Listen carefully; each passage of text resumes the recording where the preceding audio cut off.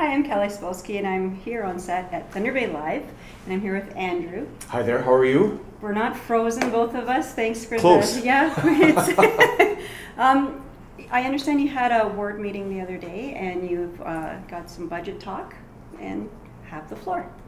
Well, the last couple of months it's been busy at City Hall. Yes, it has.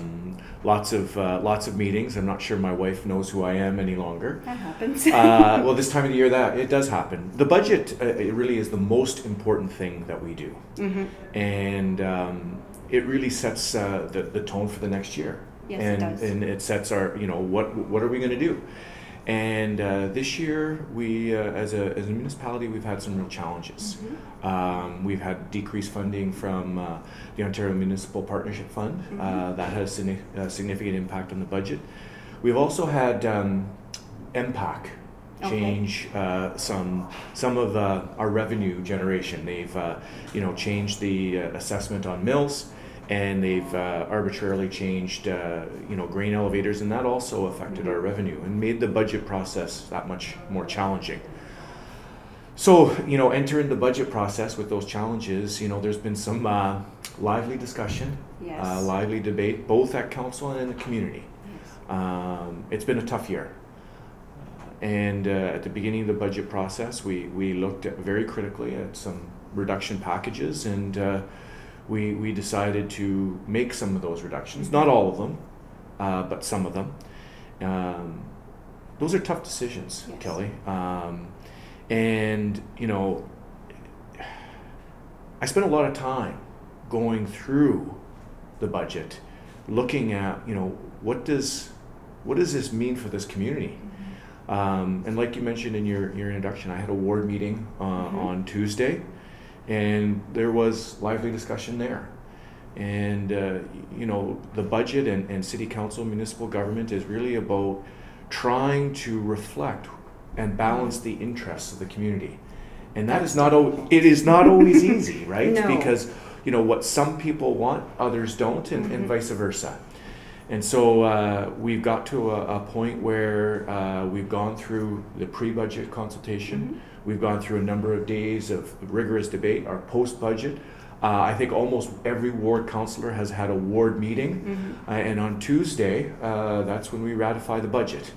I suspect that there will also be some lively debate and perhaps some people putting forward some other resolutions on Monday. Well, I love the fact that there is, like you say, lively debate, because it shows that the politicians in our community actually care for the community. And when it comes down to making decisions, that's why you guys were elected.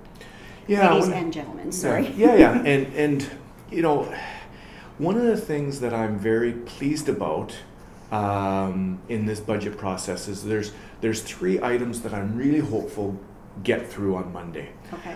Councillor Paul Pugh put forward a resolution to extend bus transfers times to 2 hours.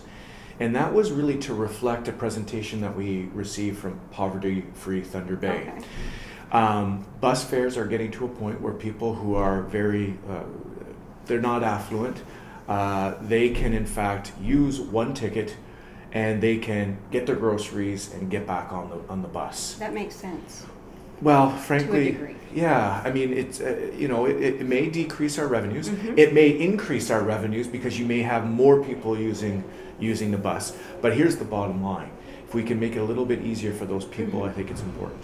We decided to fund SOS, the shelter house for a full year program, and I support that. And I think that that's a program that benefits not only those individuals who are very vulnerable. It helps business. It helps individuals. It frees up our EMS, frees up our fire, frees up our police, so that they can do what they need to do. The mayor put forward that resolution, and I supported it. I put forward a resolution to look at our tax and water credit program. Okay. Up until this year, Kelly, we had a program where if you were over 65 and you were in receipt of a guaranteed income certificate, you were eligible for a $100 tax credit and $200 on the water. And if you were eligible on ODSP, you were also eligible. So far, Councillor McKinnon brought forward a resolution to increase both of those to $200, which I supported. But here is where I brought forward a motion that it's not just seniors or people on disability that frankly are poor. So we increased the threshold to 36, and I put forward a motion that people that are low income are also eligible for these programs, because we have working poor. We have lots of people that are struggling.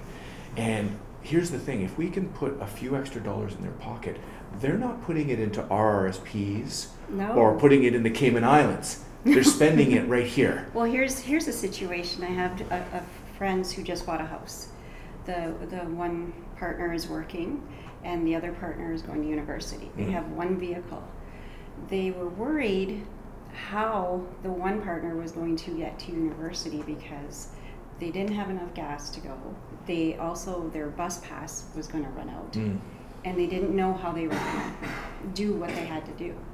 So that's one of the situations that I know of a young couple who's struggling. They're trying to better themselves by going to school. One's working full-time, but the other one actually is working part-time and going to university, and they bought a house. So it was cheaper for them to actually buy a home. Well, it's interesting you say that. Thunder Bay is actually, there's no other program like this in the province. And I would argue that, well, there's a good reason. Thunder Bay is a little bit different because people can cobble together enough money to purchase a modest house. They did, and it's cheaper than rent. So, you know, we aren't talking about a huge pool of people that would access this program, but we are. I really feel strongly that this council is compassionate, and there is a recognition that there are people that are struggling. And I have to give credit where credit is due. Councillor Pugh has really championed our poverty reduction strategy, and we are in small parts trying to put together that strategy, and the recognition that there are some people that we could do a little bit more for. They're our most vulnerable in society, really. And you know, this little bit right now will save us a lot more in the future. So, you know, I think this has been a tough year. There's been a lot of nights that I've been thinking about decisions and votes. You know, am I 100% happy with the budget? No. But that's democracy. Yes. But I do think there are some good things in there. I should say that at my ward meeting, you know, I did have city staff there do a number of presentations on improvements in the ward. And my impression is that people in my ward are very pleased by that. And last time I talked to you about Boulevard Lake. Yes, I was just going to ask you. In other media, it's been reported about, you know, this year Boulevard Lake will be drained.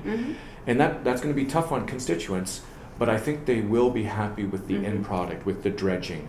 The improved trail along the dam, improved structure on the dam. We are also doing this Boulevard Lake master plan, which has never been done before. No, I've never seen it. No, and so everything that's happened there has sort of been helter-skelter. And so there's going to be a couple of public consultations, and so it's really important that people have their say, because this public park, frankly, is there are a few municipalities that have this kind of gem. And we need to make sure that it reflects the needs of the community, not just in Current River, but the whole city. This is a city facility. I know lots of people that that's a destination for them after work. They park their car and they walk it. They know how the distance, and they walk it. And that's their exercise instead of going indoors, and they would rather go there, or Centennial Park, which is I know, right there. So actually on Centennial Park this year we're going to be having we're designing and we're going to be building an off-leash dog park in there as well. That's an awesome announcement. Well, it is, because we have lots of challenges with dogs walking on trails, and there's some conflict between users. So my understanding, and I think we're still in the early stages, is it's going to be by the maintenance building there. Okay. So if you go that hairpin turn, it's going to be immediately to the right. So that's where that facility is going to be, and we're hoping that the dogs off leash come off the trails and go there. The other thing too, which is kind of exciting, is, you know, and I get that not everybody likes bike lanes. I am a supporter of bike lanes, and in Current River. I use them. In Current River we have lots of them. But the active living corridor, which it goes along Arundel, Yes. we've monitored the usage there, and you know what? We're going to change it up a little bit, where we're going to widen the multi-use trail, but we're also going to run a pilot project there where we're going to have bollards that actually separate the cars and the users. Okay.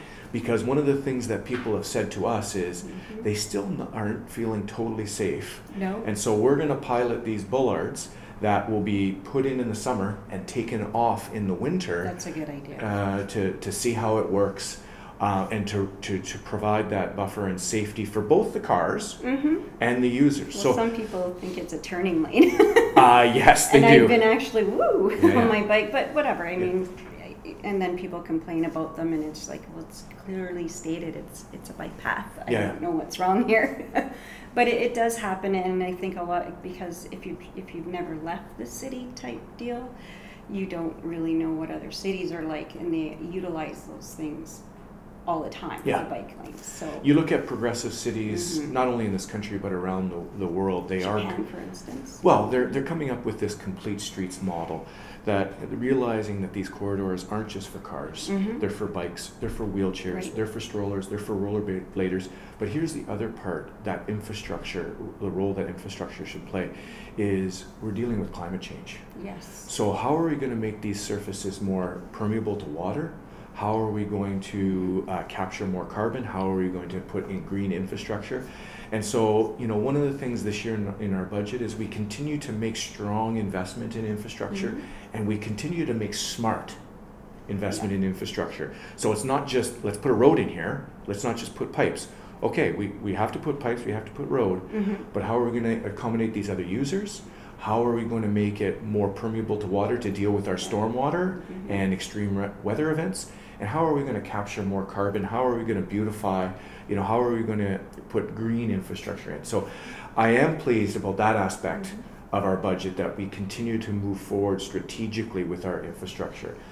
With that said, one of the things that I heard in the campaign trail, one of the things that I heard at my ward meeting, and I think something that we really do need to think about in the next 4 years, is continuing making that capital investment, but we also have to take care of what we got. Absolutely. And that maintenance piece, and that's operational money, dollars.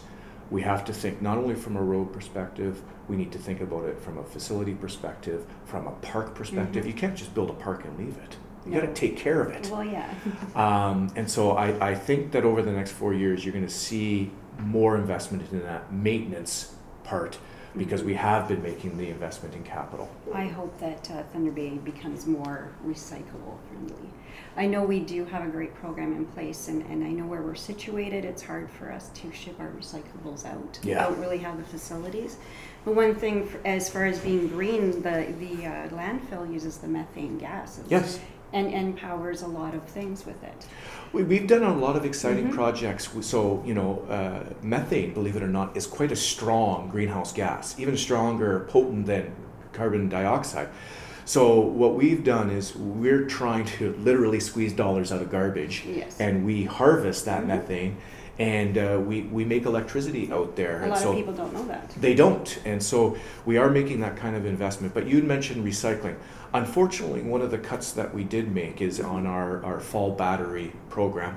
I actually put forward a motion to try to save that program. It's a $15,000 program. We actually capture an extra 3.5 tons of batteries, but unfortunately I didn't get the votes to save that program. We still have the spring program, and we still have the passive program, you know, at libraries, but that program actually was so successful.